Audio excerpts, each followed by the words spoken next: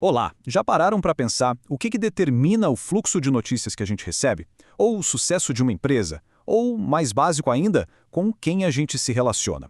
Pois é, muitas vezes a resposta não está nas pessoas isoladamente, mas nas conexões entre elas. E é exatamente isso que a gente vai fazer hoje, desvendar essas estruturas invisíveis com a análise de redes sociais. Pensa na última vez que alguém recebeu uma recomendação. Não veio do nada, né? Provavelmente foi através de um amigo, de um colega. Desde essas pequenas interações do dia a dia até a forma como a economia global funciona, tudo é uma rede. A gente não vive como ilhas. Estamos todos, de alguma forma, conectados. Tá, mas como é que a gente decifra esse mapa gigantesco de conexões? Como a gente consegue identificar quem realmente influencia as conversas ou por onde as informações mais importantes viajam? É justamente para isso que serve a análise de redes. Ela nos dá as ferramentas para fazer exatamente isso. Então, para a gente entender o todo, a gente precisa primeiro olhar para as partes. Toda rede, não importa o quão complexa ela seja, é construída a partir de dois elementos super básicos. E quando a gente fala em rede social, não é para pensar só nos aplicativos, viu? É para pensar na estrutura por trás de tudo. É como se fosse um mapa de quem está conectado a quem. Podem ser pessoas, empresas ou até países. O que realmente importa aqui não são os pontos no mapa, mas sim as linhas que unem esses pontos. E o mais fascinante é que essa ideia é tão universal que várias áreas do conhecimento estudam a mesma coisa. Os matemáticos, por exemplo, chamam de vértices e arestas. Já os sociólogos preferem atoros e vínculos. Na computação são nós e conexões. No fim das contas, todo mundo está falando da mesmíssima coisa, os pontos e as linhas que conectam eles. Mas um detalhe importante. A natureza dessa linha de conexão muda o jogo todo. Pensa numa amizade no Facebook. É recíproco, né? Uma via de mão dupla. Agora pensa no Twitter. Alguém pode seguir uma celebridade, mas isso não garante que a celebridade vai seguir de volta. Essa é uma conexão que a gente chama de direcionada. E essa simples setinha, essa direção, tem um poder, assim, gigante na análise.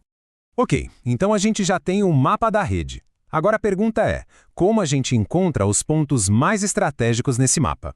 Para isso, usamos uma métrica fundamental chamada centralidade. Imagina que a rede é um mapa de uma cidade. Estar no centro, bem no cruzamento das principais avenidas, é muito, mas muito diferente de estar numa rua sem saída, lá no finalzinho do bairro. Os atores centrais são justamente esses que estão nos cruzamentos. Eles veem tudo que passa, têm acesso mais rápido às informações e, claro, acabam tendo mais poder. Bom, a maneira mais óbvia de medir isso é a tal da centralidade de grau. É só contar o número de conexões diretas. Olhando aqui para o nosso exemplo, o nó D é claramente o mais popular. Ele tem mais conexões diretas do que qualquer outro nó. Simples assim.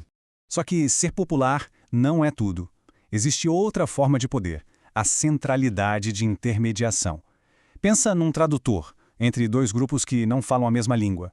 Ele pode não ser a pessoa mais popular, mas ele é absolutamente essencial para a comunicação acontecer. Esses são os gatekeepers, os conectores que unem mundos diferentes. Até agora, a gente falou muito de pessoas, né? Mas e se eu dissesse que essa mesma lógica de nós, conexões e centralidade se aplica a quase tudo ao nosso redor? A análise de redes é, na verdade, uma lente universal para entender sistemas complexos. Pensa na internet, por exemplo. É uma rede de informações gigantesca onde as páginas são os nós e os links são as conexões. E o sistema aéreo? É uma rede tecnológica de cidades e voos.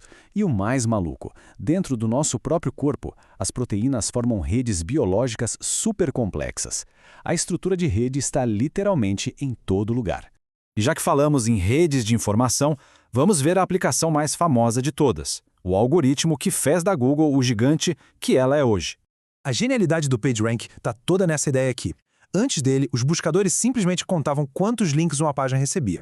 A Google virou o jogo ao se perguntar, peraí, mas quem está linkando para esta página? Porque, convenhamos, um link de um site super importante vale muito mais do que centenas de links de sites desconhecidos. É a boa e velha reputação por associação. Pensa nisso como se fosse um processo de votação que não para. No comecinho, todo mundo tem um voto com o mesmo valor. Aí, em cada rodada, as páginas passam um pouquinho da sua importância para as páginas que elas linkam. Depois o processo se repete, só que agora algumas páginas já têm mais importância para distribuir. É nessa repetição que a mágica acontece. Vamos ver isso na prática. No começo está todo mundo igual, com o mesmo peso. Depois de uma rodada, o nó D, que é o que recebe mais links, dispara lá na frente. Ele parece ser o vencedor, certo? Mas e se a importância de quem vota também contar, hein? Agora, olha só o que acontece na rodada seguinte. O nó D, aquele que parecia o mais importante, agora ele passa essa reputação toda que ele ganhou para o nó B. E aí, bum! Uma reviravolta. O nó B se torna o mais valioso. E o mais legal é que não é por ter um monte de links, mas por ter um link de altíssima qualidade. Essa é a essência, o pulo do gato do PageRank. E essa é a grande sacada. No final das contas, receber um voto de um nó importante vale muito mais do que dezenas de votos de nós irrelevantes. É a reputação sendo transferida pela rede e tudo isso é calculado matematicamente numa escala gigantesca. Mas a análise de redes não serve só para achar os indivíduos mais importantes. Ela também é incrivelmente poderosa para revelar as estruturas que estão escondidas dentro da rede, as famosas comunidades. Toda rede, ou quase toda, tende a formar comunidades ou clusters. São aqueles grupos onde as conexões internas são muito mais densas do que as conexões com o resto da rede. Pensa nas panelinhas da escola, nos departamentos de uma empresa ou nos grupos de amigos. Olhando aqui para esse diagrama, fica fácil ver os grupos C1, C2 e C3. As conexões dentro de cada grupo são super fortes, enquanto as conexões entre eles são bem raras. E o legal é que existem algoritmos que conseguem encontrar essas comunidades automaticamente, seja para identificar grupos de clientes com interesses parecidos ou para descobrir células que trabalham juntas numa função biológica. No fim das contas, a análise de redes sociais é como colocar um par de óculos novo.